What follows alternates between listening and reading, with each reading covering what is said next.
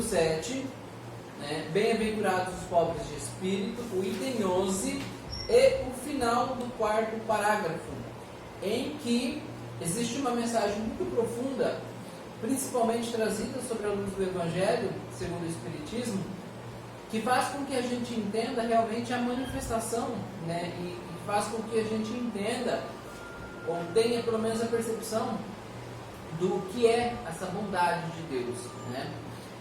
O Espiritismo, ele tem uma virtude muito diferente das outras filosofias de religião, porque ele estuda o íntimo da espiritualidade, né? Seja dos mundos evoluídos, das várias escalas de colônias espirituais, bem como também as do mundo inferiores. Então existe um estudo muito aprofundado, com cautela, com racionalidade, através de uma fé muito bem embasada, né? Principalmente sobre a orientação de nosso Senhor Jesus Cristo e dos espíritos de luz. E os espíritas, por si, têm uma visão de mundo um pouco diferenciada, porque nós sabemos e percebemos que tudo aquilo que nos cerca é responsabilidade nossa. Os atos e comportamentos são atitudes e responsabilidades nossas. E o Evangelho de hoje, ele traz esta mensagem no quarto parágrafo, bem no final, que diz exatamente isso. Tudo o que Deus faz é sublime e sábio. Bom, aqui a gente já para pensar que tudo no planeta Terra, no universo, nas outras galáxias, nos outros planetas, é feito através da sabedoria divina, né? Assim como está lá de novo, torna a falar, na primeira questão do livro dos Espíritos, que é Deus inteligência suprema. Se é, portanto, inteligência suprema, né, tudo que ele faz é sábio e tem um porquê, né? Então todas as construções que os nossos olhos podem enxergar e as que os nossos olhos não enxergam, têm uma causa por trás, e essa causa é Deus, é a sabedoria, é a sublimidade de Deus atuante. O que nós precisamos compreender é que tudo que Deus toca é perfeição. Não existe nada de errado na criação. Não somos os únicos habitantes nesta galáxia. Seria muita presunção nós, humanos, dizermos que somos os únicos habitantes nessa galáxia e que todas as outras estrelas, os outros planetas, né, os astros que circundam em volta da Terra, seria simplesmente para que agradasse aos nossos olhos. Portanto, a gente teria muito débito, então, porque não paramos nem sequer para olhar as estrelas, né? Já que é uma dádiva, é um presente que recebemos. Não, na realidade, tudo que existe no universo tem um porquê e tem uma causa por trás disso. A causa é Deus, é a sabedoria, né? É a inteligência suprema. Portanto, não somos os únicos que habitam um planeta. Muitos de outros nossos irmãos estão, sim, nascendo em outros planetas menos evoluídos do que a Terra, outros planetas mais evoluídos do que a Terra, porque tudo aquilo que Deus faz é composto de sabedoria. Não existe erro na criação de Deus. Por isso que até num dos estudos eu disse que é muito presunção dizermos Deus do impossível, porque para Deus esta palavra não faz o menor sentido. Seria uma maneira de nós enxergarmos a Deus? Não, seria uma maneira, mais uma vez, de nos boicotarmos, porque para Deus tudo é possível. O Deus é da possibilidade. E existe apenas um Deus. Se nós formos estudar todas as filosofias e religiões, embora os nomes que se manifestam são diferentes, mas no final a inteligência suprema é a mesma. Então, o primeiro ponto que somos convidados, principalmente dentro do Espiritismo, é que temos que quebrar esse paradigma. Não nos importa qual o nome que você apresenta e diz que o Deus é seu, porque sabemos que a inteligência suprema é só uma. A inteligência suprema é a causa primária de todas as coisas, é apenas uma. O nome, a nomenclatura, a forma, a personificação, ela é atribuída a Deus através da mentalidade humana. Tanto que os espíritos, eles não mencionam Deus como personificação, porque já tem esse conhecimento muito mais liberto do que nós que estamos aqui na condição encarnada. E ele ainda continua: jamais lhe atribuo as ideias que vossos cérebros orgulhosos concebem. Que tipo de ideias? Vamos lá. Deus irá nos castigar se dissermos isso, se fazermos aquilo. Deus irá fazer isto porque fulano de tal cometeu tal barbaridade. Deus, você precisa pedir perdão para Deus porque você ofendeu a Deus. São tantas atribuições que com o nosso cérebro nós damos para Deus de uma maneira muito, às vezes, até desrespeitosa, né? E fazemos isso por quê? Porque nós sabemos que somos completamente irresponsáveis. Porque é muito mais fácil nós criarmos nomenclatura, dizer o que Deus é, que Deus vai fazer assim, que vai fazer assado, que vai fazer surtado, enfim.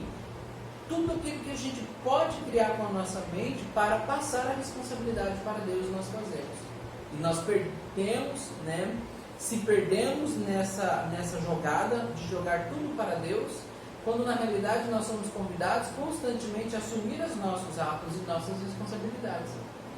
Portanto, eu dizer algo sobre Deus e dizer que Deus irá me castigar por algo que eu falei é muito pequeno. É você transformar um ser que é a inteligência suprema e querer personificar ele como se fosse um ser humano, com defeitos, com comportamentos, com atitudes. Nós não podemos fazer isso e nem temos o direito de fazer isso. O que nós temos que fazer quanto direito de seres humanos encarnados é pelo menos refletir um pouco mais, ter uma decência intelectual mais apurada para começar a analisar que Deus é a inteligência suprema. Que esse ato de que só Deus perdoa, que só Deus pode perdoar, que eu estou blasfemando contra Deus e Ele vai me castigar, que Deus castigou fulano de tal porque brincou no tal dia, porque o dia era sagrado. Primeiro, meus irmãos, nenhum espírito de luz, nem o próprio Jesus determinou um dia sagrado. Porque Jesus disse, todos os dias me são sagrados. Aí eu pergunto, o que fazemos então nos outros dias quando a gente, na humanidade, intitula somente alguns dias como sagrados? Os outros não são sagrados? Talvez é por isso que a humanidade anda de mal a pior. Porque aprontam durante determinado período, mas nos períodos sagrados tentam fazer a abstinação, se abster, né? Ou seja, é completamente incoerente com o processo de evolução. Nós temos que saber que tudo o que Deus criou é perfeito, que cada dia é perfeito, que eu posso fazer uma oração meia-noite, 1h da manhã, 2h da manhã, me desculpe o que eu vou dizer, eu posso fazer uma oração até nu, porque Deus não me enxerga eu como eu sou, aqui na condição humana. Ele me enxerga o que eu sou como espírito. E espírito é uma energia muito sutil, impossível de você tocar, a não ser quem está na erraticidade. E é dessa maneira que Deus nos enxerga, como espíritos. Quando nós voltarmos a nossa mente, a nossa consciência intelectual e entender que Deus é sublime, que é supremo, que é sabedoria, que é inteligência primária, jamais nós vamos atribuir qualquer ato de defeito para Deus. Porque você dizer que Deus castiga, Ele está sendo vingativo. Isso não é justiça, é vingança. Então quero dizer que eu já tirei ele do pedestal de um Todo-Poderoso e coloquei ele como ser humano. Olha que petulância nossa humana. Querer atribuir um ato de vingança para um ser supremo, que é a inteligência suprema, quando na realidade este comportamento é nosso de seres humanos, não é de Deus. Porque na hora de ir magoar e machucar alguém, fomos capazes. Agora na hora de pedir perdão, diz que só Deus pode perdoar. Porque na hora de alguém te pedir perdão, você pega, ao invés de você dizer eu te perdoo, você pega e fala, eu não tenho nada contra você, Deus irá te perdoar. Que petulância é essa? De passar uma responsabilidade sua para um ser supremo que não está envolvido no processo. Porque ele não magoou ninguém. E ele também não foi magoado ninguém para perdoar a humanidade. Quando é que nós vamos entender isso?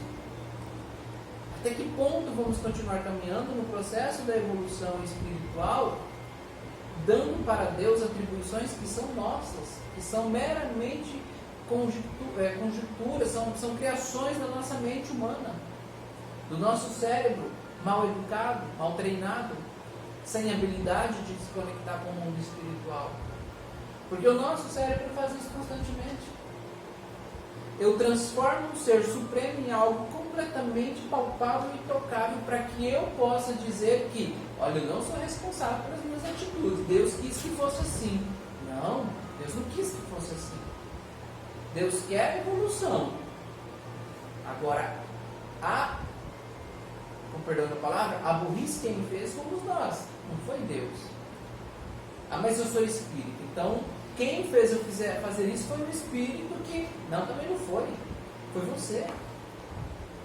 Se eu dizer para fulano de tal pular de uma ponte, ele vai por quê? Foi porque eu induzi ele a pular? Eu posso ter perturbado. Mas a consciência mental e espiritual dele, se estiver muito bem aprimorada e ligada com Deus, ele não vai pular. Portanto, ninguém tem autoridade e autonomia sobre nós, sobre quem nós somos, a não ser a inteligência suprema. Então são muitas arestas que a gente tem que começar a sondar para ver onde que nós estamos errando. Porque o nosso cérebro, sim, faz com que a gente se torne cada vez mais covarde diante das situações. E é muito fácil colocar a responsabilidade em Deus. E pior ainda, é muito complicado você ver no processo da evolução humana as pessoas se apresentarem para nós e dizer: meu Deus, bom, eu quanto espírita e quanto espírito encarnado não tenho Deus, porque eu não sou dono de Deus, eu sou filho de Deus, Deus é nosso Pai. Portanto, eu não tenho autonomia e autoridade de dizer que é o meu Deus. Olha a palavra, tem pessoas que enchem a boca. Meu Deus. Meu Deus? Nosso Deus.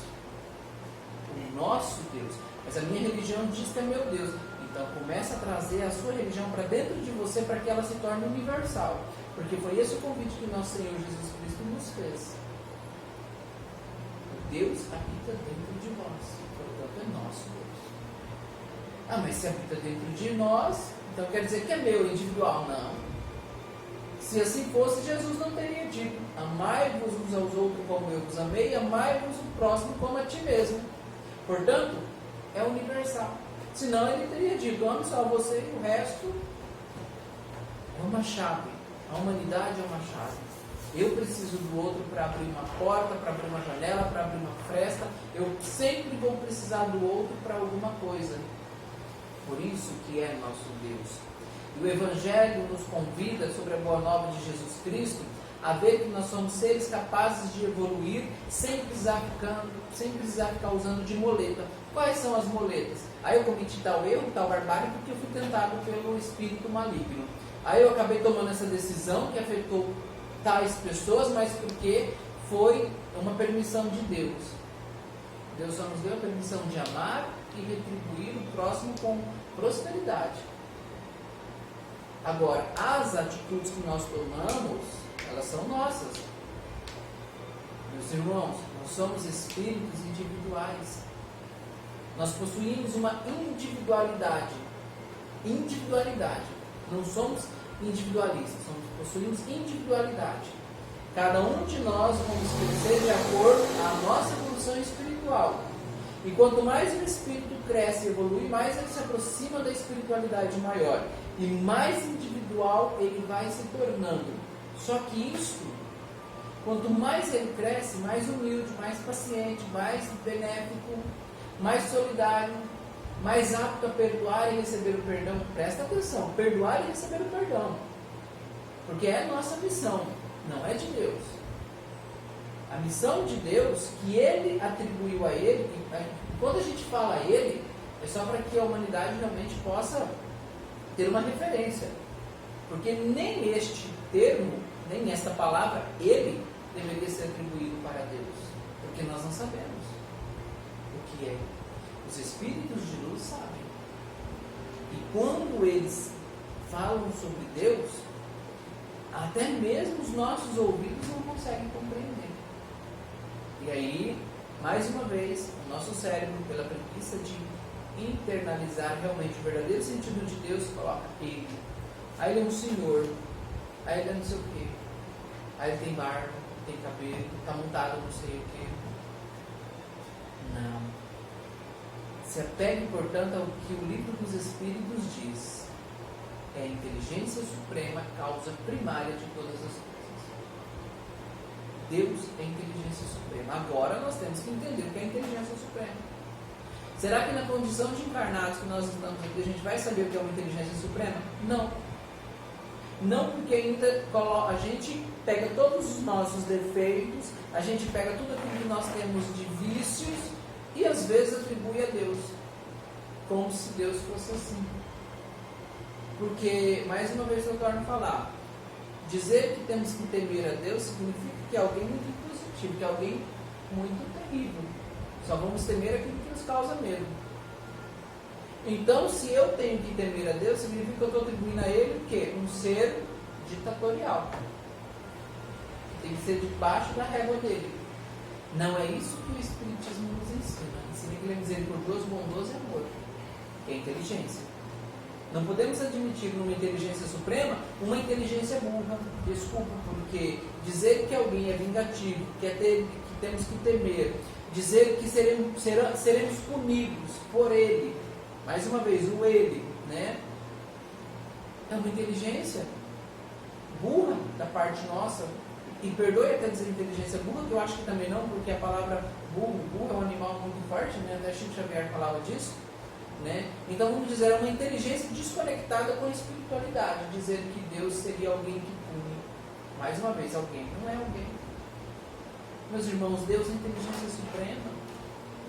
Quem pune somos nós mesmos, com as nossas crenças, com as nossas limitações. Quem magoa, quem ferroa, quem prejudica o próximo somos nós mesmos. Então somos nós que temos que pedir o perdão e dar o perdão quando nos for solicitado.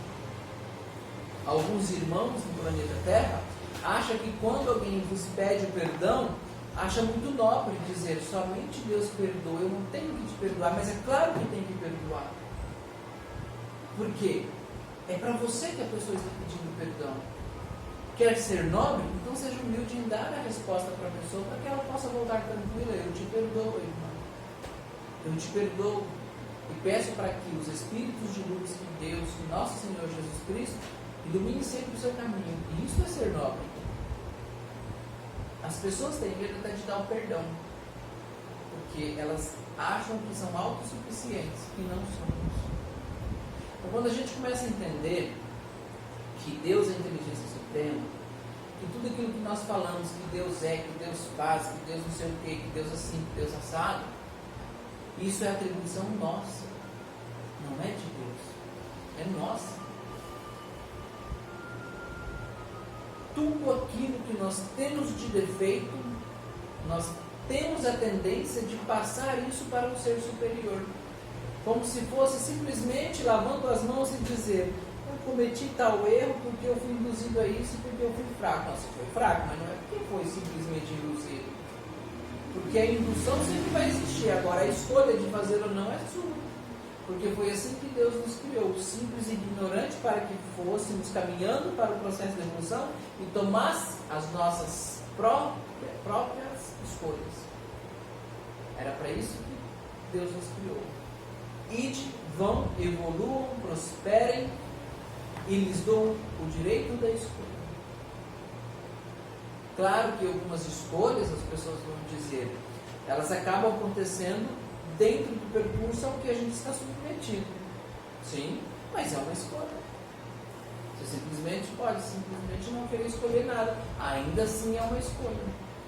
Nós estamos em um mundo, independente se a sociedade ou a cultura nos impõe a ter uma escolha, nós sempre vamos estar sendo suscetíveis a escolher.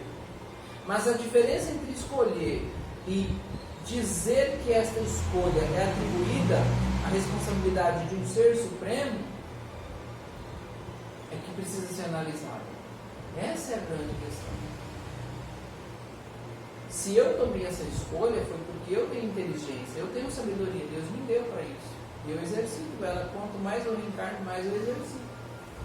Então as escolhas que eu faço são minhas. São minhas. Quando a gente enxerga dessa maneira, nós vemos que Deus é maravilhoso. Não existe maldade.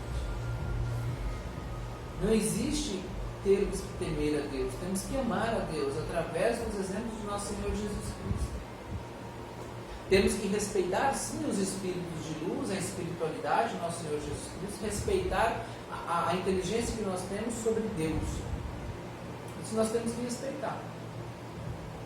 Mas não temos que se tornar também máquinas embustidas em que de repente nós não podemos nem fazer uma brincadeira, fazer algo que seja descontraído.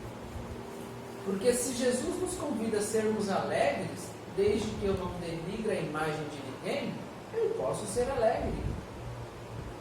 E se a espiritualidade convida para que nós possamos ter intimidade para com eles, acha que uma intimidade é simplesmente olhar bem sério? Apenas isso? Não. Intimidade significa um relacionamento mais profundo com eles. Em que em alguns momentos, sim, podemos ter momentos de alegria através de algumas brincadeiras. Brincadeira saudável, porque senão ela nem se manifestava na Terra. Ela também foi criada para isso. Ah, mas a pessoa está descontrolada, aí é outra coisa. Aí ela precisa ver o que está acontecendo. Pode ser alguma questão emocional, psicológica, pode ser uma questão espiritual, mas ela por si só tem que começar a perceber isso. E se não perceber, tem que ter a ajuda e auxílio de quem está percebendo para dar um toque a ela. Mas a brincadeira é saudável. Então a maldade da brincadeira não está nela em si, está em como a gente interpreta ela, ou como a gente quer atribuir como se fosse uma ofensa à espiritualidade. Eu mesmo já presenciei momentos na espiritualidade em que os espíritos se comprazem com as brincadeiras e com as alegrias. Desde que sejam brincadeiras saudáveis, que não denigrem a imagem do outro, que não coloquem ninguém em risco, que não coloquem o ser humano sendo ridicularizado, os espíritos ficam felizes, porque cria mesmo energia no ambiente de luz, porque está todo mundo conectado. Então, meus irmãos, nós temos que ter a consciência, quanto espíritos também na condição encarnada, de que Deus é bondade, de que Deus é luz, que Deus é inteligência suprema, que os nossos erros, defeitos, eles só são atribuídos à espiritualidade maior ou a espíritos ainda menos evoluídos, porque nós ainda temos medo de assumir as responsabilidades que nos competem. E a responsabilidade que mais nos compete é a que o nosso Senhor Jesus Cristo pediu: amem uns aos outros como eu vos tenho amado. Porque quando nós não fazemos isso, nós temos medo de assumir as responsabilidades.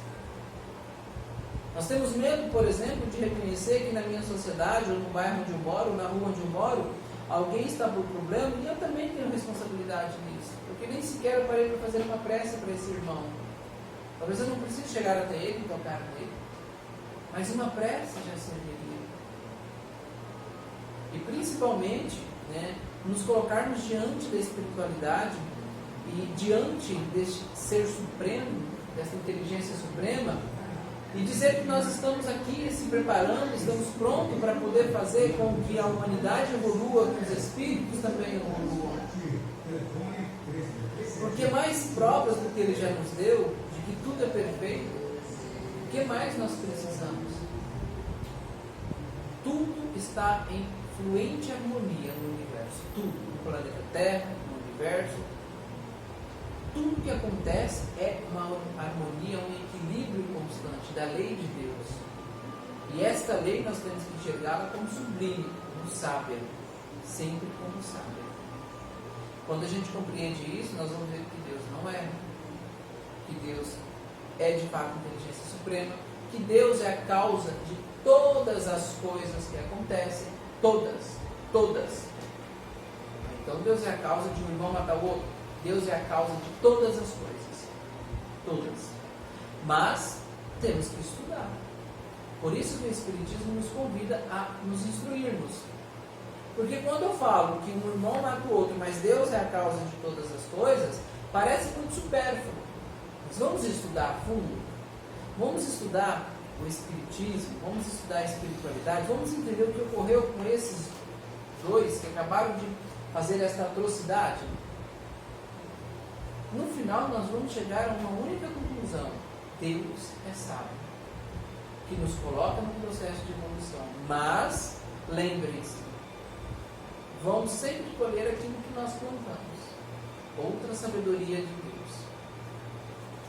Então percebe que tudo que nos acontece não é Deus lá de cima, como se ele ficasse lá em cima, né, com uma varinha batendo. Você errou, vai acontecer isso com você, toma isso com você. Não, ele não faz isso. Porque Deus é muito sábio. Muito sábio. Tudo faz parte de um equilíbrio do universo. Portanto, tudo que nos acontece, tudo que nos sucede, já está prescrito no nosso manual de evolução que nós mesmos elaboramos. E aonde está ainda a sabedoria de Deus? Está no amor. Porque Deus nunca nos abandona. Ele não vai ficar nos acusando, nos apontando, dizendo que nós vamos fazer isso, assim eu sou assado. Não. Ele está para nós constantemente. Ele está para o justo quanto para o injusto. Jesus falou isso. Chove tanto para o justo quanto para o injusto. O sol não abre para todo mundo. O frio, todo mundo é igual.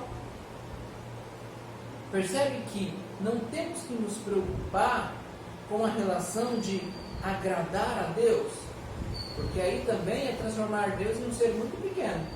Porque quem é que gosta de ser agradado? Nós, seres humanos. O tempo inteiro nós queremos ser agradados. Deus não precisa ser agradado. Não, Leandro, você está blasfemando. Eu estou falando a verdade. Deus não precisa ser agradado. Porque senão seria pequeno como nós, seres humanos.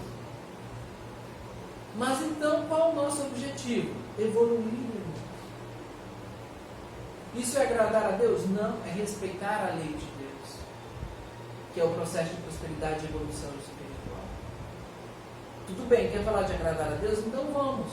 Mas de que maneira? Não é agradando a Deus, é fazendo os ensinamentos do nosso Senhor Jesus Cristo. Eu torno a falar de novo: amai-vos uns aos outros.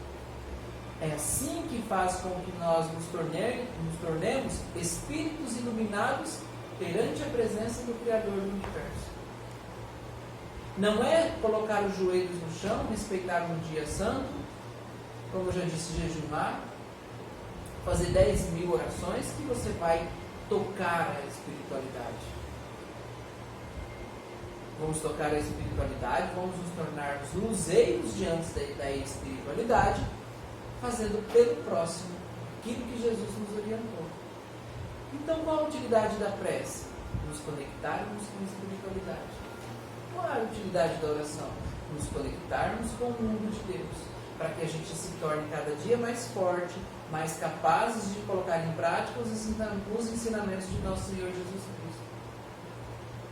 Percebe que muitas vezes a humanidade destina as orações e as preces como adoração a Deus. Não. Vamos destinar as preces e as orações para Deus, mas com o sentido de captar as boas-aventuranças, de nos energizarmos e sermos fortes o suficientes para assumir as nossas responsabilidades e acolher o próximo. É este o objetivo da prece e da oração. Não é adorar a Deus através da oração. Quer adorar a Deus? Respeite o próximo. Ame o próximo. Quer adorar a Deus? Não mate o seu irmão. Quer adorar a Deus? Não tenha preconceito com o seu irmão. Quer que Deus te enxergue? Quer que Deus veja você? Porque tem uma diferença entre enxergar e ver, para nós humanos, é óbvio, né? Quer que realmente a sua oração, a sua prece tenha utilidade para dizer que você está adorando a Deus? É muito simples. Ame o seu irmão da maneira que ele se apresenta. É muito simples. E isso é uma coisa que eu até convido as pessoas. Vamos fazer um laboratório? Passa 24 horas de joelho fazendo oração. Aí vamos colocar uma outra pessoa de fato fazendo bem para as outras pessoas, para a humanidade. Indo lá, pregando o Evangelho de Jesus Cristo, fazendo prece juntas, socorrendo os enfermos, ouvindo uma pessoa, uma palavra amiga, respeitando, não tendo ódio para com o próximo, não pedir para que as pessoas tenham ódio só porque esse plano é assim, eu sou assado. No final das 24 horas, vamos ver quem é que saiu mais no lucro. Quem fez a prece com o sentido só de adorar a Deus, ou quem fez a sua prece para poder receber as boas energias da espiritualidade e teve a ação para auxiliar o ser humano. Quer dizer então que Deus vai dar mais importância para aquele que foi para as ruas, ou para aquele que, por mais que não foi nas ruas, mas agiu de alguma maneira, do que aquele que passou 24 horas fazendo as preces? Não. Ele não vai dar importância nem para um nem para o outro. Porque Jesus nos disse: tudo o que plantar, você irá colher.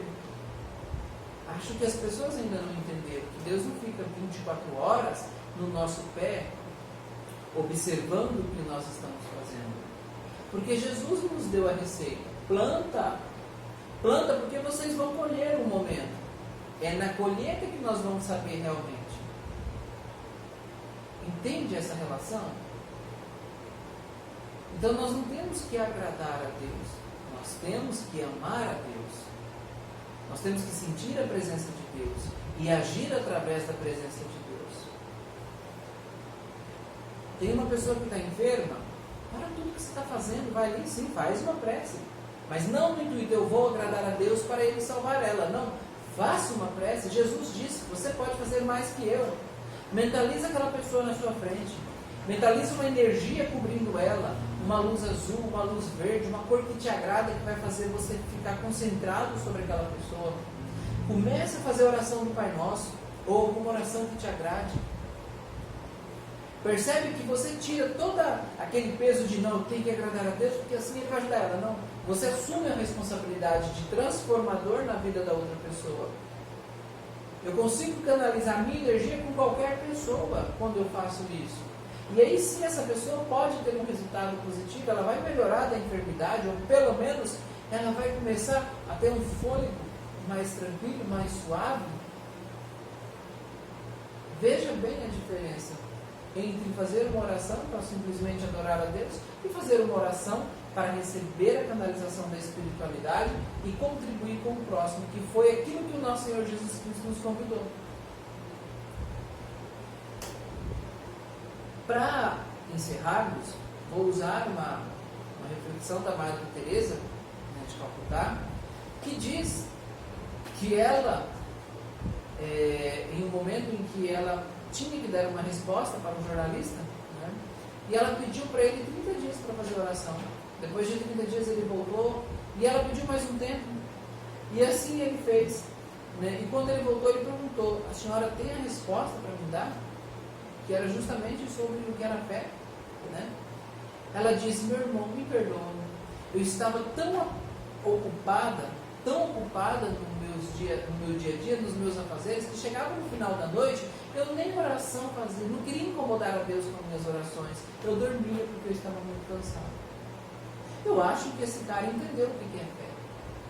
Lembra que até nós estudamos no estudo passado. Ele entendeu.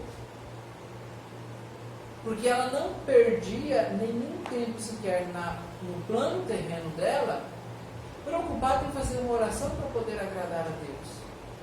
Ela exemplificava o que Jesus nos deu. Viu que ela nem se preocupava com isso? Porque ela fazia. A oração dela era prática, constante da caridade. E ela tinha fé no futuro. Ela tinha. Porque ela sabia que cada pessoa que ela ajudava, né, era um espírito que ela estava ajudando a evoluir, porque ela sabia no porvir.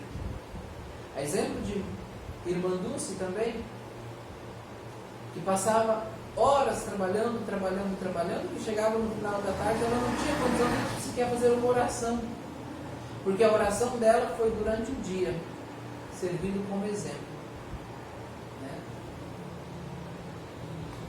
Fé no futuro é isso. Irmã Dulce salvou muitos espíritos. Muitos espíritos deixaram de sucumbir graças à Irmã Dulce. A exemplo de Chico Xavier, que por ter parado para atender uma senhora e após atender e dar a ela a importância que para aquele momento era, ouviu ela, orientou ela, e quando saiu da frente dela, o Espírito Emmanuel pediu: Chico, olhe para trás e veja a energia que ela está radiando para você. Isto é agradar, isto é servir a espiritualidade. Chico não precisou parar e fazer uma oração para agradar a Deus, para ele ajudar a mulher, para Deus ajudar a mulher. A oração que ele fazia era para se conectar com o mundo superior e dar àquela mulher, dentro das possibilidades dele enquanto espírito, porque Jesus nos alertou que nós podemos fazer isso, a cura que ela necessitava. E como retribuição, ela emanou energias para ele, energias positivas, luzes que embriagaram o caminho de Chico Xavier. Chico Xavier, quando chegava nos presídios, todos os presos iam até ele e abraçavam ele e choravam. E um dia perguntou: Chico, você não tem medo de entrar nos presídios? Chico, por que esses presos chegam até você, cada homem, brutamonte, violentos, e diante de você te abraçam e começam a chorar? Chico Xavier tinha fé no futuro. E Chico Xavier sabia que a inteligência de Deus é sublime e é sábia. E ele só respondia: porque comigo todas as mães de cada um desses presos que já foram estão aqui presentes. Eles estão sentindo a energia delas. Olha que bonito isso. O que nós temos que entender é que tudo que Deus fez é sublime, é supremo, é perfeito. O que nós encontrarmos de imperfeição, não atribua para Deus, não atribua também para um ser inferior. Atribua para nós na condição de humanos que estamos falhando. Porque se eu desencarnar sendo falho, se eu desencarnar ainda sendo egoísta, meticuloso, se eu desencarnar sendo uma pessoa perversa, no mundo espiritual eu também continuarei sendo assim. Por isso que nós encontramos por aí muitas religiões ainda, sem o estudo do Espiritismo, sem o estudo aprofundado do mundo espiritual, dizendo que existem manifestações demoníacas, quando na realidade são manifestações dos nossos irmãos, outros até dos nossos próprios entes queridos que desencarnaram e não ainda receberam auxílio, ora porque não aceitaram, porque não querem, ora porque ainda precisam colher muitas coisas do que plantaram. E tudo isso está inserido a sabedoria de Deus. Tudo. Então que tenhamos esta consciência limpa e imaculada. Tudo no universo tem uma causa. E esta causa é uma. É Deus, a inteligência suprema, que é a causa primária de todas as coisas. Os nossos irmãos que já desencarnaram e que passam por dificuldade no plano espiritual, a qualquer momento podem receber ajuda. Basta querer. Basta ser sincero. A mãe de nosso Senhor Jesus Cristo, para nós cristãos, que chamamos ela de Maria de Nazaré, está pelo mundo espiritual, principalmente nas zonas mais grotescas, auxiliando e amparando muitos espíritos, muitos irmãos que sucumbiram e que, para algumas filosofias, são tidas como demônios, e não são. São irmãos perturbados. São irmãos que estão com o véu da escuridão. E Maria, mãe de Jesus, este nobre espírito de luz, está caminhando entre estas pessoas e resgatando cada uma delas. Este é um trabalho nobre. Percebemos então que, como Deus é sabedoria, todo o trabalho no mundo espiritual é nobre. Por mais digno que eu seja, por mais espiritualista, por mais fiel que eu seja a Deus, eu não vou desencarnar e vou viver na tranquilidade, na maciota, como a gente fala. Quanto mais evoluído eu sou, mais eu vou querer trabalhar para a evolução do universo. Quanto mais evoluído, mais eu vou querer estar próximo àqueles espíritos sofredores. Quanto mais ser de luz eu me tornar, mais eu vou querer estar próximo daqueles que a humanidade ainda chamam de demônios. Porque nós entendemos que Deus é supremo, que Deus é amor, que Deus não abandona nenhum de seus filhos, até mesmo aqueles que estão lá bem no ínfimo da escuridão. Os espíritos de luz descem até eles para poder apresentar o amor de Deus e são recolhidos quando o arrependimento toca a luz nos corações. Por isso que nós dizemos, Deus é misericórdia. Deus é justiça. Deus é bondade e Deus é amor. Vamos começar a entender que não existe esse Deus que nos separa na eternidade entre o que é bom e o que é ruim. Existe um Deus eterno, porque nós também somos espíritos eternos que querem que todos os seus filhos evoluam. Mas passaremos por todas as áreas que nós necessitamos para evoluir. Seremos bons, maus, seremos ruins em alguns momentos, seremos pobres, ricos, bonitos, feios, negros, brancos, amarelos, pardos, enfim, não interessa. Seremos homens, mulheres, o que quisermos ser para evoluirmos. Mas nada do que nós escolhermos para reencarnar mudará a nossa verdadeira essência de espíritos. Somos apenas um. Eu sou eu. Individual. Cada um de nós na condição encarnada é individual. Somos um único espírito. Não temos vários espíritos para, assim como acreditam que várias encarnações são vários espíritos. Não, somos eu. Pronto. Eu reencarnarei quantas vezes for necessário, continuarei sendo eu e preservando quem eu sou como espírito. As experiências a qual eu me submeter são escolas, são atividades, são tarefas que eu tenho que executar para evoluir. Que compreendemos, então, portanto, tudo que Deus faz é sublime e sábio. Tudo que a humanidade faz tem que ser sempre pensando na sublimidade de Deus e na sabedoria de Deus. Aquilo que atribuímos a Deus como algo de impuro, ou algo que não seja supremo, tenhamos que, neste momento, dar um passo para trás, fazer uma análise de nós mesmos e sabermos que estes adjetivos que nós estamos dando para Deus, eles são nossos. Deus não precisa disso. Deus não precisa de nenhum adjetivo, substantivo, seja o que for da nossa parte. Ele só quer que coloquemos em prática o exemplo que nosso governador, o nosso Senhor Jesus Cristo deixou. Amai-vos uns aos outros, assim como eu vos tenho amado.